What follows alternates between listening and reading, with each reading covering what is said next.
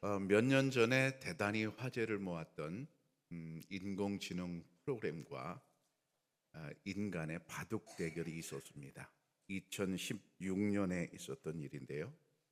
하루에 한 차례씩 컴퓨터와 인간이 바둑 대결을 했습니다. 그 결과 어떻게 되었습니까? 네 번은 알파고가 이기고 한 번만 인간이 이겼습니다. 지금 한국 야구 코리안 시리즈가 진행 중에 있습니다.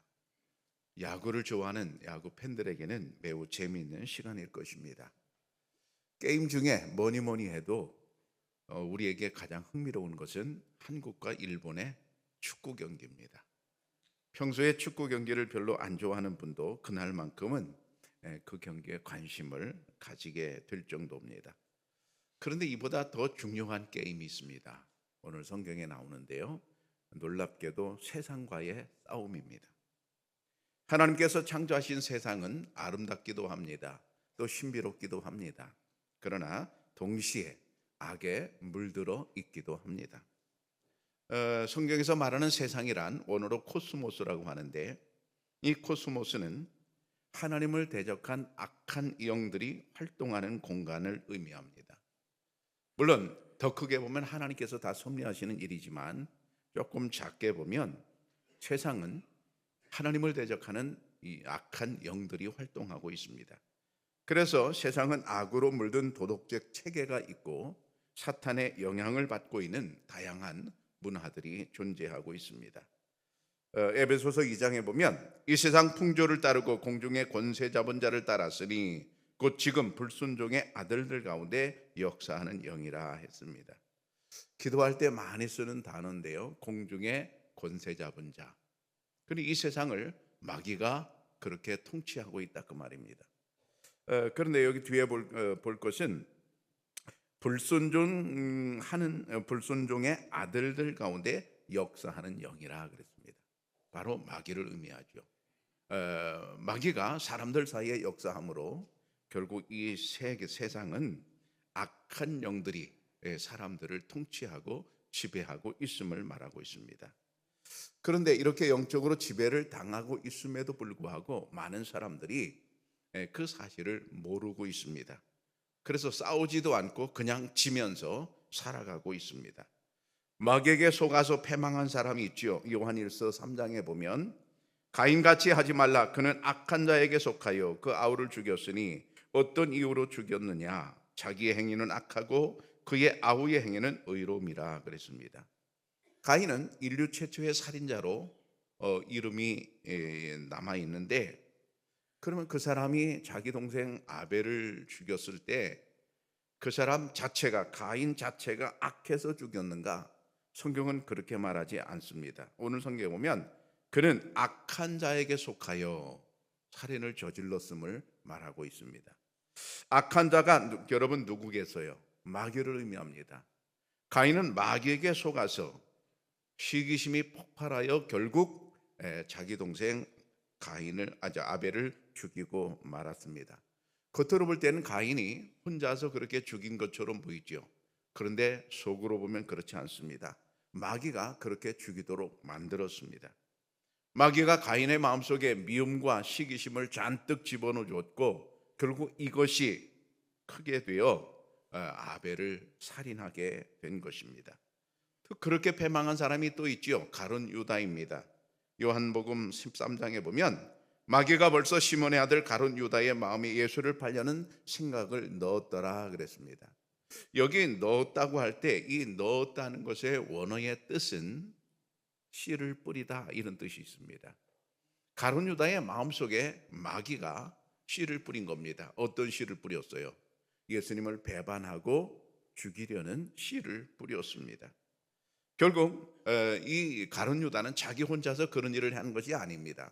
마귀가 그를 유혹해서 결국 마귀의 꾀임에 넘어가서 그렇게 되고 만 것입니다. 과학이 발달한 지금은 이런 마귀들이 다 없어진 것일까요? 핸드폰이 우리 손에 있고 컴퓨터가 우리의 생활을 편리하게 하고 달나라에 가는 이 시대에 과연 마귀는 다 죽고 없어진 것일까요? 아닙니다. 아무리 과학이 발달해도 마귀는 그때나 지금이나 똑같이 살아있어서 우리들 가운데 역사하고 있습니다. 마귀는 지금도 우리들 가운데 미움과 시기심, 이 나쁜 생각들을 심으려고 애를 쓰고 있습니다. 때로는 친한 친구를 통해서 심기도 하고요, 때로는 이웃 사람을 통해서 심기도 합니다. 우리는 마귀가 우리 속에 악한 씨를 뿌리는 것을 쉽게 알 수가 있습니다. 어떤 사람이 새벽 기도를 모처럼 하고 싶어서 나왔습니다. 새벽 기도 나와서 기도하니까 마음이 얼마나 상쾌하고 얼마나 좋은지 모릅니다. 참 기분이 좋았습니다. 그런데 어떤 모임에 가서 부정적인 이야기를 들었습니다. 그랬더니 금방 그 마음이 착잡하고 불안해졌습니다. 왜 그렇게 되었습니까? 마귀가 친구를 통해서, 사람을 통해서 그 마음밭에 악한 씨를 뿌리고 갔기 때문에 그렇습니다. 또 어떤 사람은 그렇게 말합니다. 목사님, 나는 전에는 설교가 귀에 잘 들어왔는데 이제 설교가 잘 안 들어와요. 왜 그렇습니까? 어떤 사람으로부터 부정적인 말을 듣고 나서부터는 자꾸 설교 들을 때마다 딴 생각이 나는 겁니다. 왜 그럴까요? 이미 악한 씨가 뿌려졌기 때문입니다. 악한 자가 와서 악한 씨를 뿌리고 갔기 때문에 결국 그 사람은 하나님의 말씀을 제대로 받지를 못하고 있습니다. 어떤 분들 그렇게 말합니다. 목사님, 전에는 새벽 기도도 잘하고 은혜스러운 그런 신앙생활을 했는데 어느 날부터 새벽 기도도 은혜 받는 것도 다 시시하게 느껴집니다. 그렇게 말합니다. 왜 그럴까요? 마귀가 누군가를 통해서 내 마음에 악한 씨를 뿌리고 갔기 때문에 그런 생활들이 다 시시하게 느껴지는 것입니다. 결국 이렇게 우리의 싸움은 악한 영들과의 싸움입니다. 에베소서 6장에 보면 우리의 씨름은 혈과 육을 상대하는 것이 아니요 통치자들과 권세들과 이 어둠의 세상 주관자들과 하늘에 있는 악한 영들을 상대함이라 그랬습니다. 우리의 싸움은 사람과의 싸움이 아닙니다. 사람을 상대로 우리가 싸우는 것이 아닙니다. 오늘 성경에 보면 악한 영들과 싸우는데 악한 영들이 어디 있다고 말씀하는가 하면 하늘에 있다고 말씀하십니다. 하늘에 있는 악한 영들, 하늘에 있다는 이 말은 언제든지 우리에게 올 수 있다는 이 말이에요. 자유롭다 이 말이죠. 여러분, 우리는 싸움의 대상을 분명히 파악해야 됩니다. 사람이 우리의 싸움의 대상이 아닙니다. 눈에 보이는 사람과 싸우면 우리는 잘못 싸우는 것입니다. 여러분, 사람과 싸우는 것이 아니라 눈에 안 보이는 악한 영과 싸워야 할 줄로 믿습니다.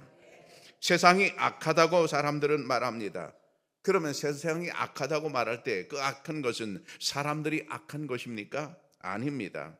사람들 속에 역사하는 영이 악한 것입니다. 그렇게 세상이 악하기 때문에 우리는 그 속에서 영향을 받으면서 살기가 너무 쉽습니다. 그렇지만 우리가 영향을 받기는 쉽지만 그러나 분명한 것은 우리는 싸워서 악한 영들을 이겨야 할 줄로 믿습니다. 그런 말이지요. 큰 새는 바람을 거슬러 날고 살아있는 물고기는 물살을 거슬러 올라간다 그럽니다. 당연한 얘기지요. 죽은 물고기는 물살을 거슬러 올라갈 재주가 없습니다. 그런 힘이 없습니다. 그냥 떠내려가고 맙니다. 그러나 살아있는 물고기는 흙탕물일 때 위로 솟구쳐 올라가는 법입니다. 동영상을 한번 보도록 하겠습니다.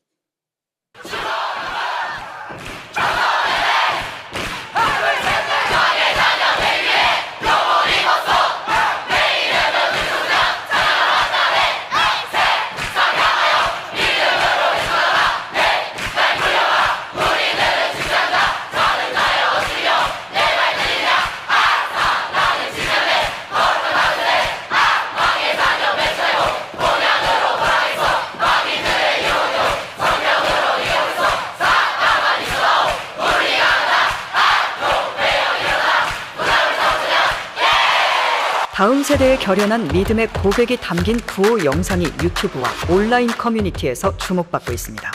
미래 교회의 희망을 엿볼 수 있어 기쁨과 감동을 자아낸다는 반응입니다. 지난달 30일부터 지난 5일까지 분당 우리교회에서는 특별 새벽 기도가 진행됐습니다. 특세기간 특송에 나선 중고등부 학생들은 교복을 입고 찬양을 불렀습니다.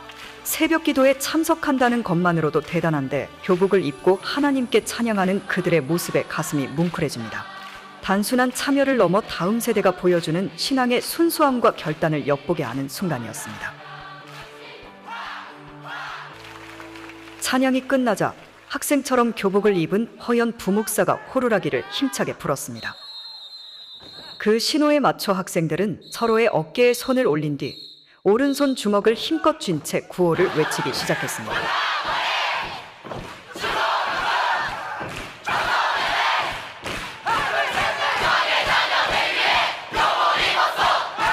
이 구호는 단순한 외침이 아니라 세상을 향해 믿음으로 나아가는 다음 세대의 굳건한 결단이자 신앙의 선포였습니다.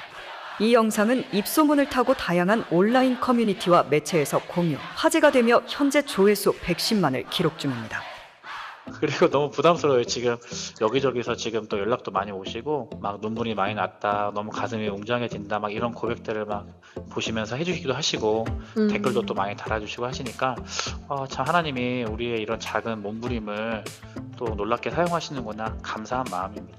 특별 새벽 부흥회라는 것이 저희 교회에 온 성도가 함께 참여하는 영적인 축제기도 하고 너무 기대하고 사모하는 그런 이제 기도회인데, 이번에도 저희 청소년 부서가 마지막 날에 특송을 해주면 좋겠다. 그 인스타랑 이렇게 SNS를 보다가 그 SSU라고 해남 구조대 70기 수료식을 봤어요. 너무 멋있게 발을 쿵쿵거리면서 구호를 막 외치시는데 제가 너무 감동이 되는 거예요. 상황 속에서 조금 뭔가 기쁘게 힘있게 우리 청소년들이 조금 스스로에게도 선포하고 또 어른들에게도 한국 교회에게도 좀 믿음의 고백과 선포를 힘있게 하면 좋겠다, 이런 소망감이 들어가지고 많이 위축되고 또 어렵고 다음 세대가 위기라고 말하는데, 우리 다음 세대들의 고백을 통해서 한국교회 소망이 있다, 좀 다음 세대를 위해서 기도해 주시고 또 응원해 주셨으면 좋겠다. 네, 우리 청소년들 같이 옆에 함께 생활하면서 정말 우리 청소년들은 너무 소중하고 존귀합니다. 하나님께서 이 아이들에게 가장 주고 싶은 것이 무엇일까라는 관점으로 말씀도 가르쳐 주시고, 우리 아이들이 교회를 사랑하고 또 한국교회의 미래가 될 수 있는 그러한 건강한 어른으로 자랄 수 있도록 많은 기도와 또 관심 부탁드리겠습니다. 한국교회의 다음 세대가 침체기에 빠지고 영적 불모지로 변해가고 있다는 우려가 있지만, 영상 속 다음 세대의 고백은 우리에게 분명한 희망이 있음을 증명합니다. 모든 교회 청소년들이 이렇게 한마음으로 믿음을 선포하며 세상 속에서 하나님의 파수꾼으로 담대히 살아가길 소망합니다.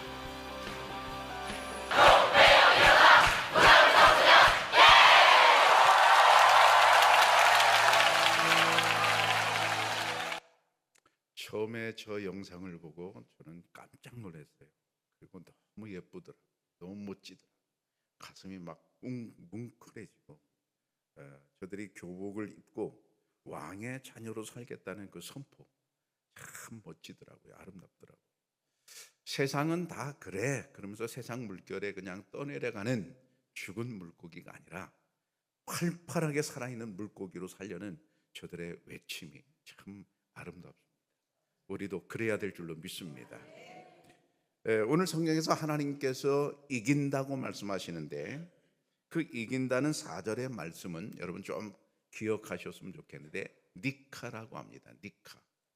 이 니카의 승리는 일시적이고 잠시의 승리가 아닙니다. 완전하고 영원한 승리를 의미합니다. 성도들이 최종적인 승리를 하게 되죠. 예수님이 재림주로 오셔서 영원한 심판을 하실 때에 우리는 영원한 승리를 거두게 됩니다. 바로 그때 사용하는 단어가 니카입니다. 예수 그리스도를 믿는 모든 성도들은 죄와 죽음을 이기고 부활의 승리를 분명히 거둘 것입니다. 그게 바로 니카입니다. 그런데 나중에 최후 승리만을 의미하지 않습니다. 현재도 그 승리 안에 있습니다. 왜냐하면 이 니카라는 말은 미래형이 아닙니다. 현재형으로 쓰여졌습니다. 그러니까 우리의 승리는 현재의 삶 속에서도 미래의 승리를 끌어와서 결국 현재도 우리가 승리할 수 있다는 그런 말입니다. 인간이 자기 힘과 능력으로 이런 승리를 거둘 수는 없습니다. 어떤 사람은 고행으로 승리해 보려고 합니다.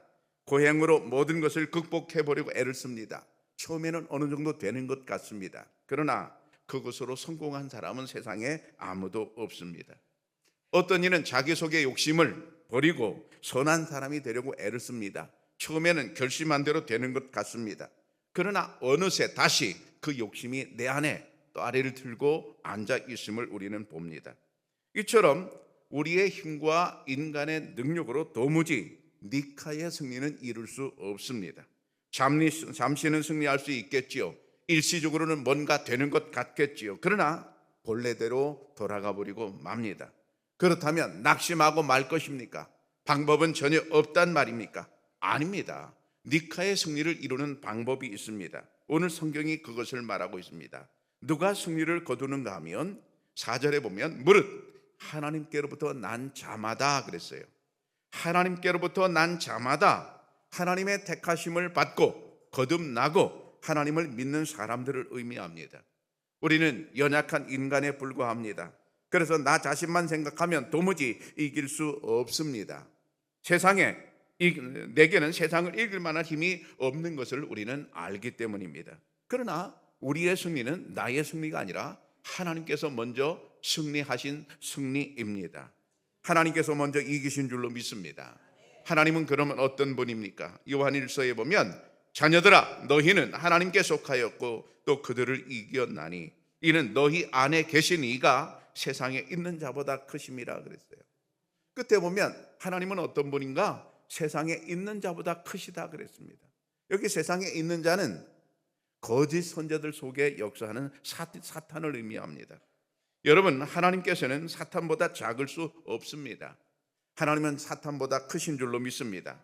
사탄의 능력, 사탄의 영향력이 대단하지요. 그런데 그것이 아무리 크고 대단하다 할지라도 하나님의 능력보다 더 클 수는 없습니다.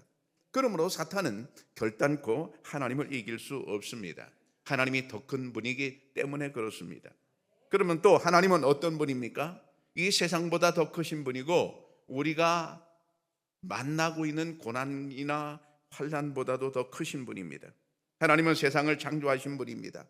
그 안에 있는 모든 것들보다 크신 분일 뿐만 아니라 그 안에서 일어나는 모든 사건보다도 더 크신 분입니다.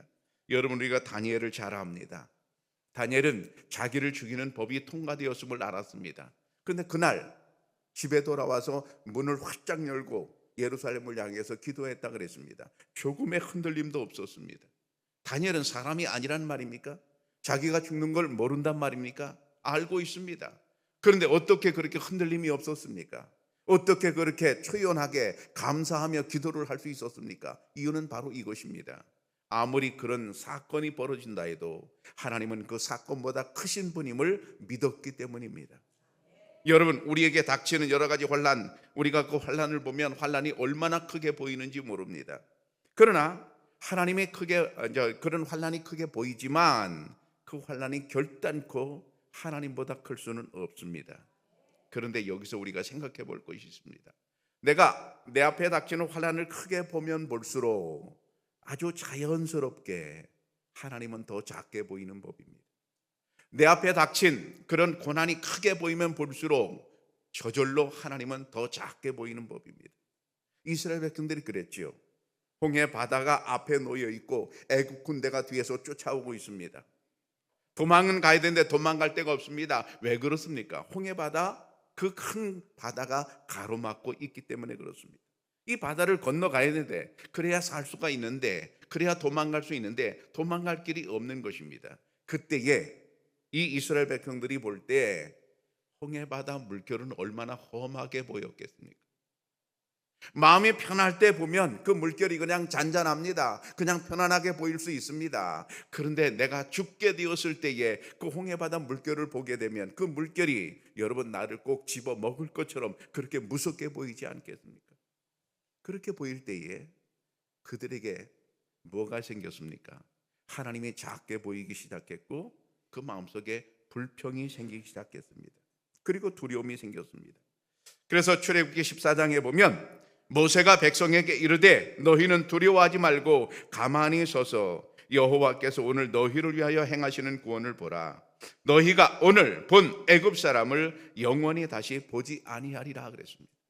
두려워 떨고 있는 이스라엘 백성들에게 모세는 벌떡 일어나서 큰 소리를 외쳤습니다. 뭐라고 그랬습니까? 너희는 두려워하지 말고 가만히 서서 하나님께서 행하시는 일을 보라고 그렇게 말합니다. 여기 가만히 서서라는 말은 그냥 꼼짝하지 말고 가만히 있으면서 하나님의 역사를 그냥 구경하기만 해라, 그런 뜻이지만, 그러나 여기에 뜻이 또 하나가 있습니다. 가만히 서서 여호와께서 일하심을 보라는 이 말은 정신을 똑바로 차리고 지금부터 하나님이 행하신 일을 잘 보라는 그런 의미가 들어가 있습니다. 마치도 이런 그림이죠. 어린 아이가 말귀를 들을 만한 어린 아이가 있어요. 한 4살, 5살 되면 말귀를 알아듣습니다.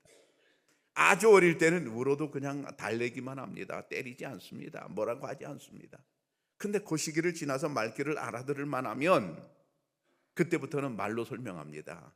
아들아, 딸아, 이건 이렇게 해야 되지 않냐? 이건 이게 옳지 않냐? 말로 설명합니다. 근데 애가 도무지 자기 고집을 안 꺾어요. 그냥 화내고 울어버리고 그냥 도무지 부모의 말을 안 들어요. 그러면 그때는 참다 못해서 이제 아빠 엄마가 매를 하나 들고 옵니다. 그리고 매를 딱 옆에다 놓으면 이게 아주 그냥 겁을 주는 거죠. 때리지는 않고 겁을 딱 주는 거죠. 매를 보는 순간 그냥 얼마나 겁이 나는지 모릅니다, 아이는. 그런데 겁을 안 내요, 앞에 있는 아이가. 그리고 자꾸 울고 자기 이제 고집만 자꾸 피워요. 그러면 엄마가 어떻게 합니까? 회초를 딱 들고 방바닥을 딱 2번 칩니다. 나를 봐! 똑바로 나를 봐! 그럽니다. 바로 그 장면이에요. 딴 생각하지 말고 지금 모세가 하는 말은 가만히 서서 보라는 말은 지금 정신을 똑바로 차리고 하나님께서 하시는 역사를 한번 보라는 그런 말이거든요. 여러분, 우리가 환난을 당했을 때 정신을 똑바로 차리기가 어렵습니다. 정신이 혼미해집니다. 하나님은 너무나 작게 보이고 내 앞에 있는 사건, 내 앞에 있는 그런 문제만 크게 보이게 됩니다. 그러면서 내 마음속에 차오는 게 뭐예요? 두려움만 차옵니다. 무섭기만 하는 것입니다. 그때에 모세는 뭐라고 그래요? 똑바로 정신을 차리고 보되, 그 앞에 무슨 말을 해요? 두려워하지 말고. 그럼 모세가 두려워하지 말고라는 말은 뭐예요? 지금 백성들이 너무 두려워하고 있다는 말이죠.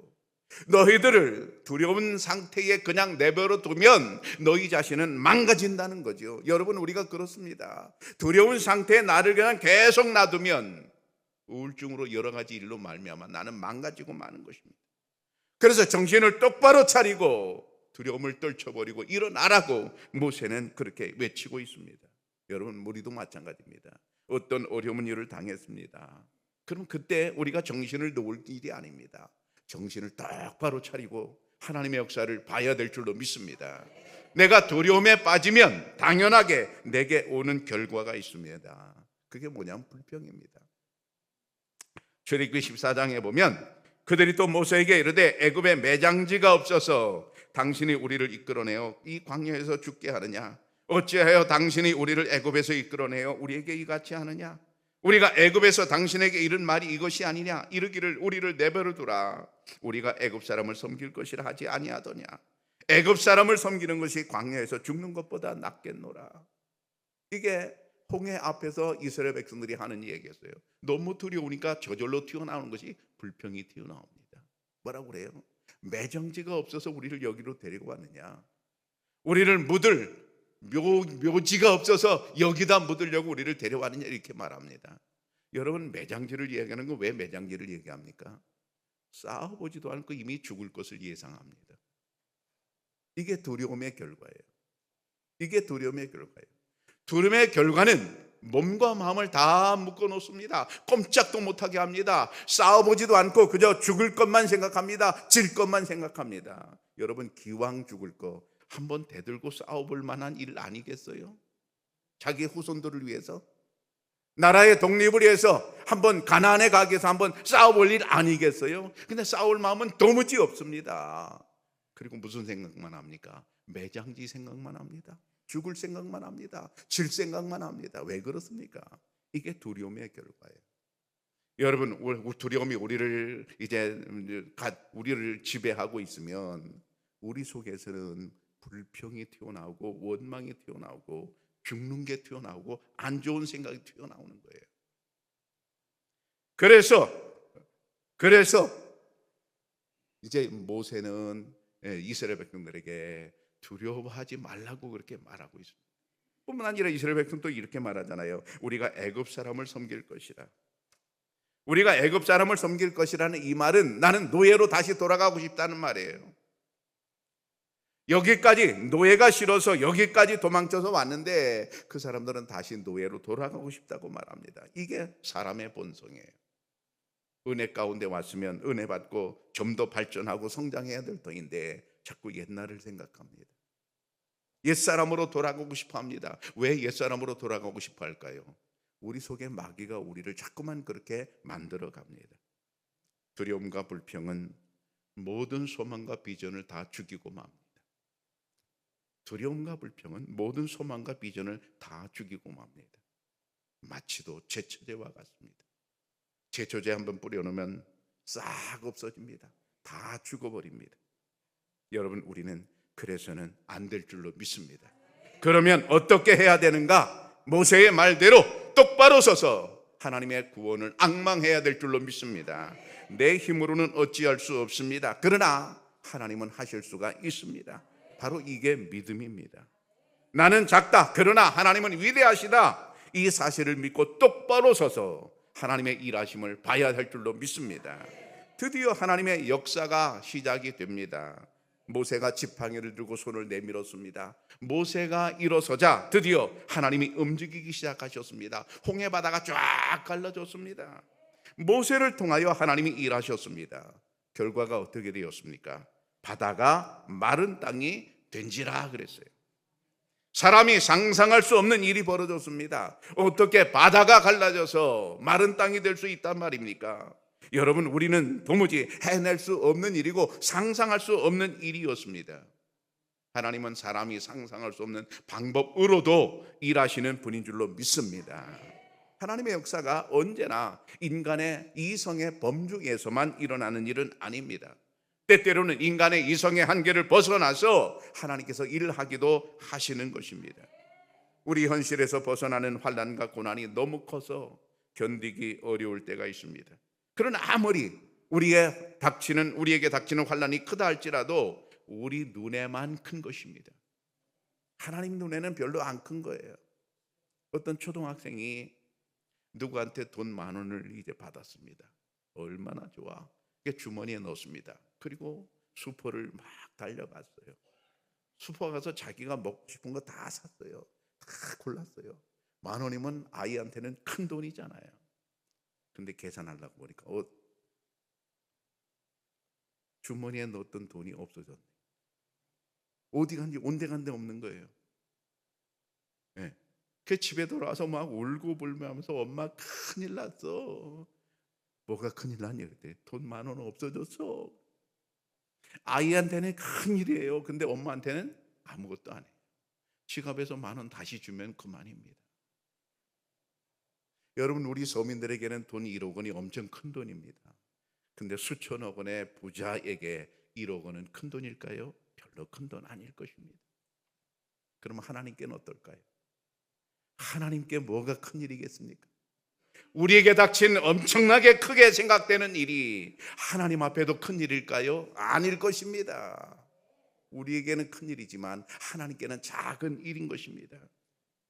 여러분, 이 사실을 우리가 믿는다면, 하나님께서 크신 분이고 위대하신 분임을 믿는다면, 하나님께서 너무 크신 분이기 때문에, 이미 승리하신 분이기 때문에 우리는 그분으로부터 승리를 받아올 줄로 믿습니다.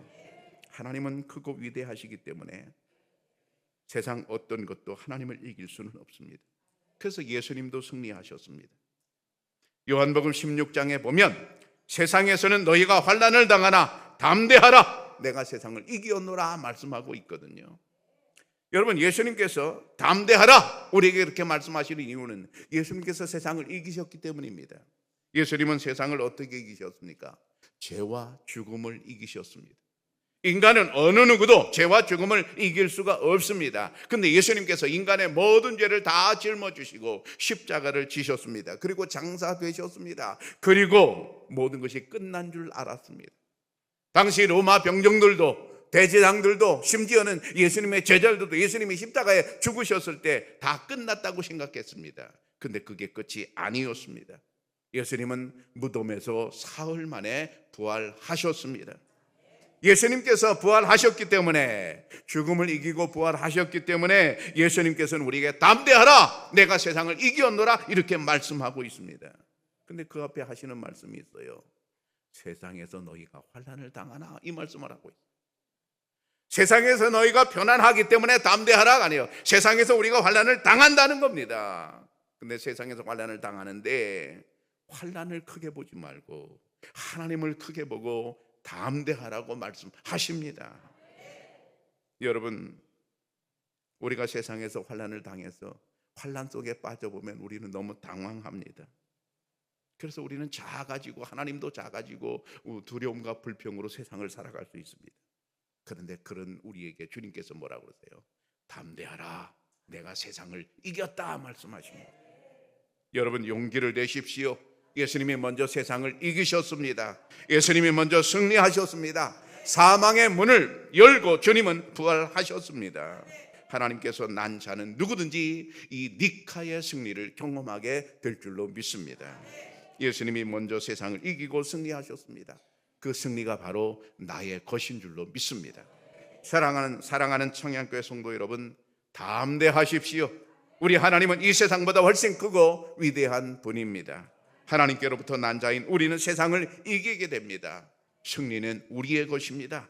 니카, 영원하고 완전한 승리가 우리의 승리인 줄로 믿습니다. 이 승리를 믿으시고 오늘도 승리 안에서 살아가시기를 축복합니다.